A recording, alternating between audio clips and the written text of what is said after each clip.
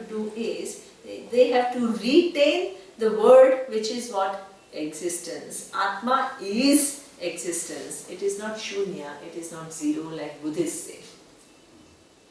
It is existence, but unlike how we say the existence in time, it has to take away what? Time limitation on that existence. How will it do it?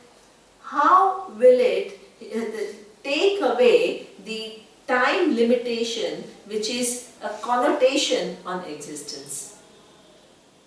Because my understanding is the existence in time, table, me, everything, mountain, river, everything, flower, everything is existence in time.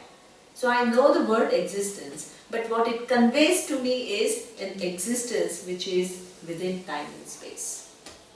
Now, Upanishad has to convey to me existence which is not limited in time, but what is not limited by time. How will it do it? By inquiry. Excellent. By inquiry. By inquiry, because it will say that every other existence is limited to time. True. Now, let us look at the time. Inquiry. The time is, we take it as a given. It makes us look into the time. Says, now generally how we relate to time is through unit of time. Unit of time means this hour. It is 1 hour. So 1 hour, Upanishad will say, that one hour is nothing but a name for what? 60. When 60 minutes have passed, you randomly give one name. And what is that name? 1 hour. So that means 1 hour is nothing but 60 seconds, 60 minutes. Now that means hour is only a name, the real substance is what? Minutes. Now 1 minute is what? 60 seconds. So now not only 1 hour is a name, but 1 minute is also a name when what? 60 seconds are put together. Then 1 second is also what? 1 minute is 60 seconds. No, but then 1 second is Thousands. micro, Micro, nano, or nano, and it just goes on.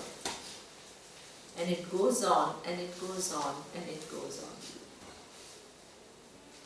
So there is one presence on which the concept of time is built. And there are different units of time.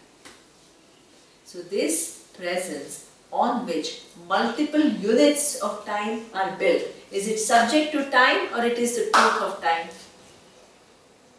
That's the truth of time. It's the truth of time. If it is truth of time, it is time-wise limitless. So this is how the words are used. First, it starts with existence. Then Adi Shankaracharya says that existence generally we understand is something which is limited. Then he says, by existence, Sat, Sat Chit Ananda. Sat, what I mean is the existence which is Trikale Api Tishtati. That which is always there, not subject to time.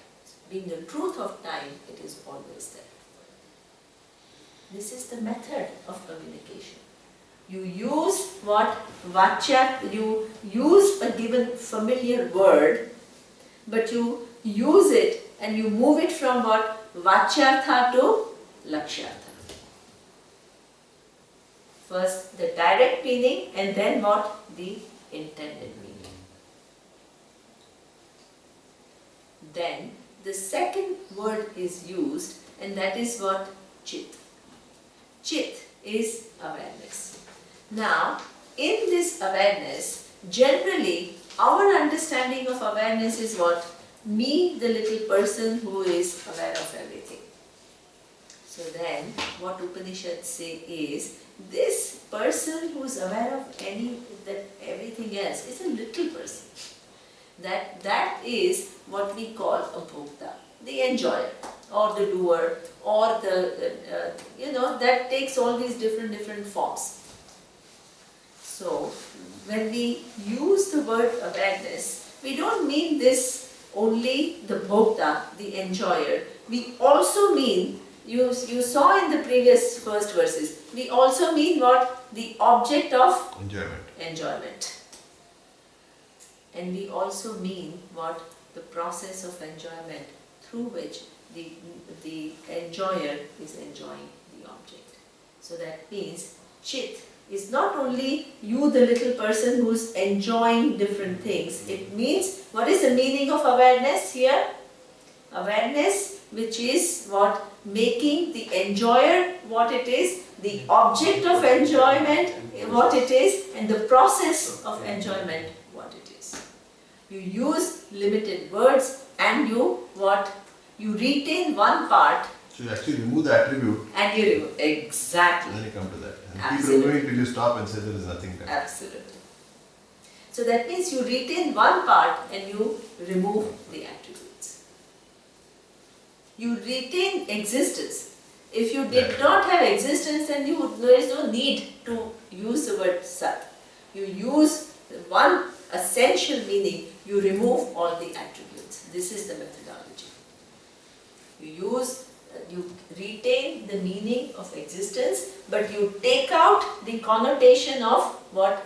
Time-wise, space-wise, limited existence. You retain the word awareness, but you take out the meaning that it is something which is my personal awareness. But it's not only bhokta awareness, it's also what? Object and also the process. So that existence, which is awareness, which is everywhere, can you put a limit? No. Time-wise it is not limited, then space-wise it is not limited, and object-wise it is not limited. Because if it was bhokta, essentially, it is distant from object. If it is an enjoyer, it is distinct from object. And it is also distinct from the process. But if it is all three, it has no limitation. Satyam, Jnanam, Anantam, Brahma. Limited words conveying limitlessness through Bhaga, Tyaga, Lakshana. Intended meaning. And how is this intended meaning working? You retain one part and you give up the other limited connotation which is attached to that word. This is a teaching tradition. A teaching tradition is extraordinary. Extraordinary. So this is how here he says that now this way, so you move back and forth, right? So now this awareness, which is what Angushta Matraha Purushaha Antaratma. So that is what this awareness which seems to be Antaratma, confined to what? This body and mind, that is what Sadana Jananam Hridaye Sannivishtaha. It appears to be also what? That not only it is appearing to be in me, it also appears to be in you, it appears to be in you, it appears to be in you. So it seems like multiple. But in reality, what that Hrida, Manisha, Manasa, Abhiklupta. Everybody thinks it's just too many of them. The wise person has figured out that it is what? Only one. And this is what he says, knowing that Amrutaha te bhavanti. They become immortal.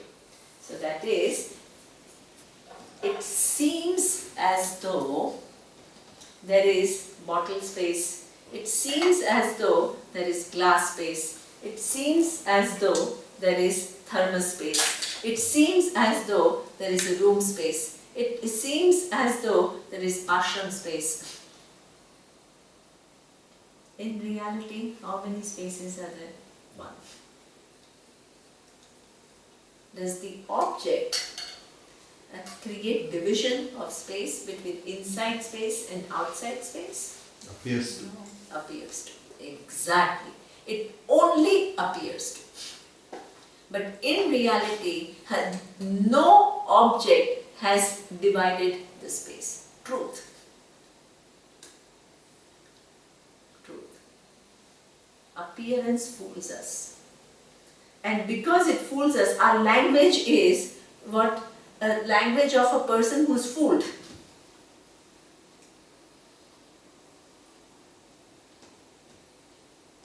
Because we only speak about what we understand. So this is what Upanishad makes us see, that there is an as though enclosure. True. If there was no enclosed as though enclosure, we would not be fooled. Then it would have been too easy. Then no, there's nothing to listen to. The appearance fools us. So that means what seems that as though it is antaratma. So he said this is pot, this is a cup space, this is an antaratma. And this is the bottle space it is antaratma of this bottle. And the thermos space is antaratma of the thermos. So now this is what everybody says. What does a wise person say? It is one. It is one. Never confined. Is it that it is really confined and you have to free it? It is never confined. Reality.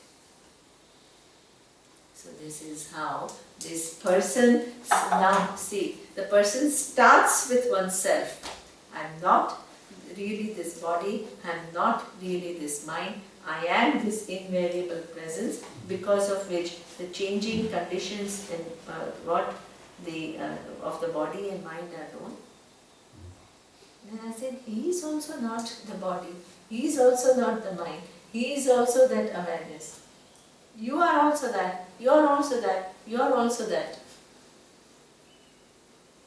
So that means that once you have taken away the attributes of body and mind from awareness, then can you say my awareness is different from your awareness? No.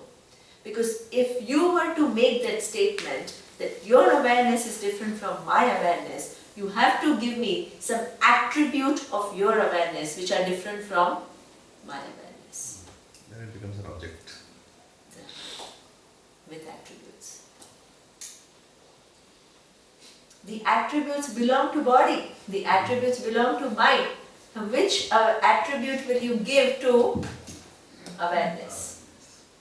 So when Upanishads say awareness is one, and you try to contradict, you have to prove it is two, you have to give some attribute to this awareness. Which attribute will you give? Tell me. You can't give an attribute to awareness. It is attributeless. So in order for it, you can say it is two. So body are two. Why? Because she has a different height from mine. She has a different, so her color of the skin is different from mine. These are attributes. This is why there are different attributes and there are different bodies. True. If awareness were two, you will have different attributes. One awareness is blue and the next one is green. Attributeless. This is what we say, one, non-dual. So, the Angushta, you start here and then you extend where? Everywhere. And you arrive at this with impeccable logic. So, this is what he says, that Viduhu, once you see that clearly, then what happens? Amrutaha Vibhavati. There, it's moksha. So now, the next few verses is a very famous chant of Purusha Sutta. That we will see in the evening. So you will Surya chant the was next looking at me and he's like, now please don't start again. Not only me. We are still in space and time, not in the truth of time right now. And also Miss Shona will be here any minute. Yes. Oh, Shona will be there. Okay, so I'll stop. Om Purnamada Purnamidam Purnat Purnamudachyate Purnasya